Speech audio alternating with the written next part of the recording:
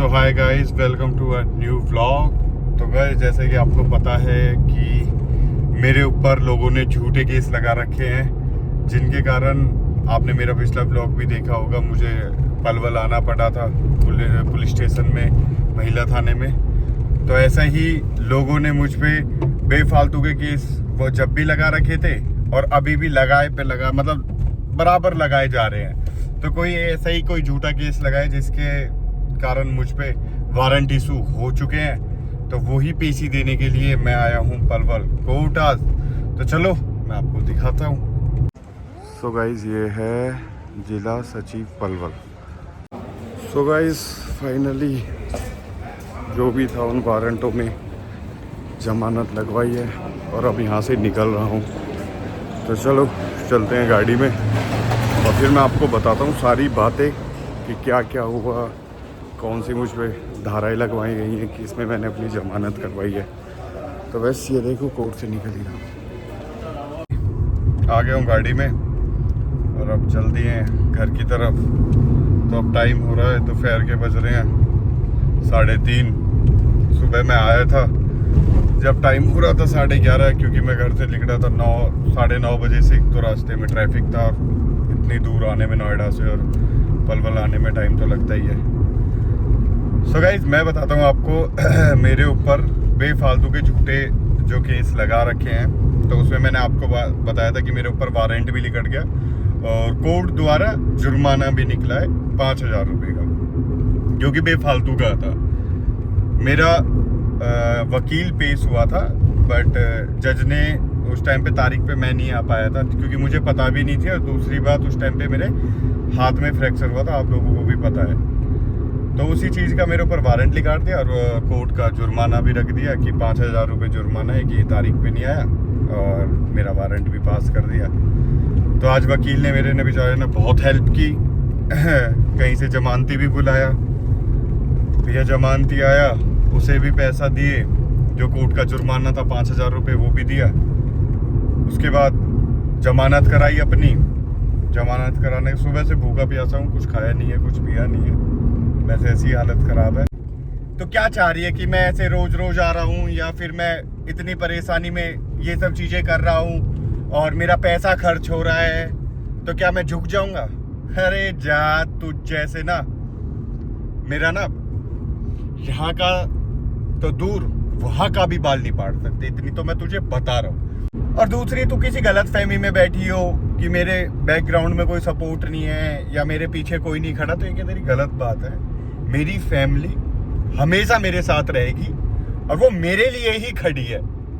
मैं कुछ भी करूं, कैसा भी करूं, कुछ भी हो, मेरे माँ बाप, मेरे चाचा ताऊ, मेरी पूरी फैमिली मेरे साथ है, वो मेरा ही सपोर्ट करेगी। तो ये बात को ना अपने दिमाग में घर रख लेना कि अगर तू ये सोचे कि मेरे पीछे कोई भी नहीं है, मेरे पीछे मेरे माँ बापों का सपोर्ट है, मेरी फैमिली का सपोर्ट है, हमेशा मेरे साथ है। ठीक है, आज भी वो मेरे साथ है और कल भी मेरे साथ ही रहेंगे। तेरे साथ कोई नहीं है, ठीक है, बट तेरी औकात नहीं है, तेरी औकात नहीं है साली, तेरी औकात नहीं है। नौकरी तो तुझे तेरी एजुकेशन पे मिलने से रही, और तेरी इस औकात को देख के ना तुझे तो कोई देख के काम वाली भी नहीं रखने वाला, ठीक है। तो तू कर क्या सकती है? तू सिर्फ भीख मांगने से अलावा ना तू कुछ नहीं कर सकती। तू सिर्फ भीख ही मांग सकती है। मुझे खर्चा दे दो, मुझे पैसे दे दो। ये तुम्हारे घर वालों की या तुम्हारे जिसकी भी, जो भी तुझे सलाह दे रहे हूँ, या तेरे खानदान वाले, तेरे घर वाले, या तेरी माँ, वो तुझे सलाह दे रही है कि भीख मांगने का तरीके ये अच्छे हैं। तो बेटा, भीख तो मिलेगी, पर मिलेगी वो उसी तरीके से जिस तरीके से मैं देना चाहूँगा। हाँ, नोएडा तारीखों पे आ और भीख मांग। हिसाब बता तेरा कितना है। 2 लाख तुम खर्च करके सोचो कि 2 करोड़ मिल जाए, तो ये तुम्हारी गलत फहमी है। 2 लाख खर्च करने के बाद ये आदमी इतनी शर्म रखता है कि तुम्हारे 2 लाख रुपए रिटर्न कर देगा। मांग। और तू ये सब करके क्या सोच रही है कि तू ये सब करेगी 10 साल, 2 साल, 10 साल? मैं कह रहा हूँ मुझे बुढ़ापा भी आ जाएगा ना, वो मैंने पिछले व्लॉग में भी बोला, इसमें वो भी बोल रहा हूँ कि पूरी दुनिया खत्म हो जाती है, एक आखिरी तू मिलेगी ना। मेरे साथ तो मैं बात करना तो दूर, तुझे देखना भी पसंद नहीं करता मैं। अगर जो मैं तुझे गंदी गंदी गालियां भी दूं ना तो वो गालियां भी बुरा मान जाएगी कि किस लोगों के ऊपर मुझे यूज कर रहे हो। तो मैं तेरी शिकल भी देखना पसंद नहीं करता। मुझे इस दुनिया में का जो नफरत है ना किसी से सबसे ज्यादा तो वो तुझसे है। और तू मेरे नाम से अपनी जिंदगी बिताना चाहती है ना तो बिता भी। झाड़ू पोछे की अगर जो कहीं नौकरी मांगने जाए ना तो तुझे कुत्ता भी नहीं देगा, तुझे वो भी नहीं मिलने वाली आज भी, ठीक है। तू सिर्फ भीख मांगेगी। तो एक बात बता, तेरे माँ बाप से तेरी माँ से पाली नहीं जा रही क्या? नहीं पाली जा रही? तेरे तो घर में 12 किलो सोना, 50 किलो चांदी, करोड़ों रुपए कैश। साला वो चोर भी अपनी चिल्लर निकाल के तुम्हारे घर में रख के गया होगा कि भाई सुबह आटा लेके आना और अपना खाना बनाना और खा लेना।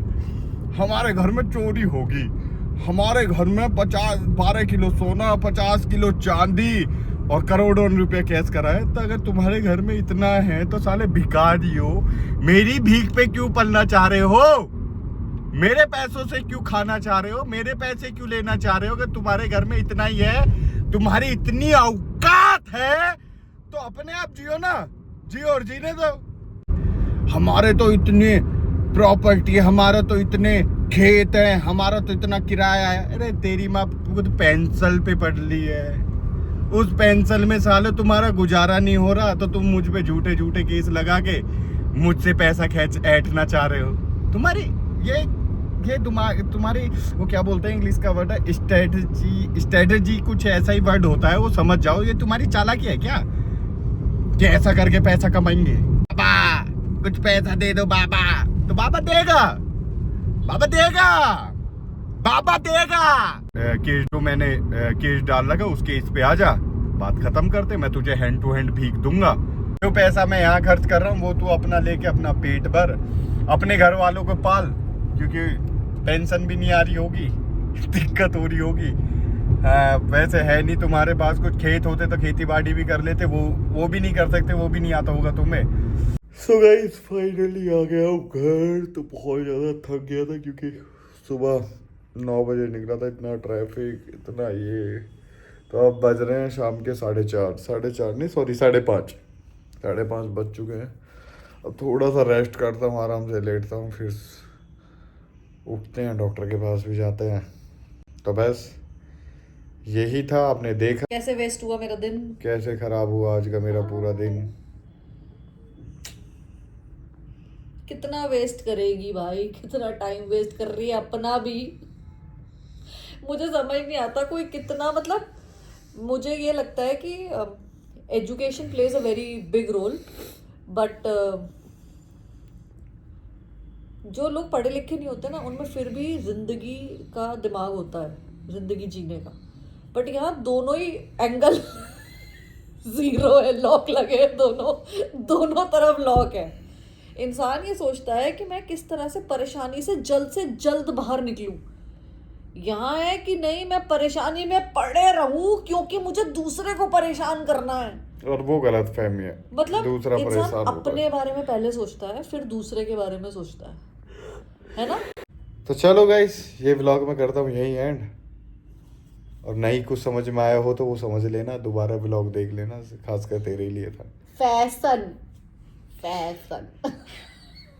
So guys, love you all.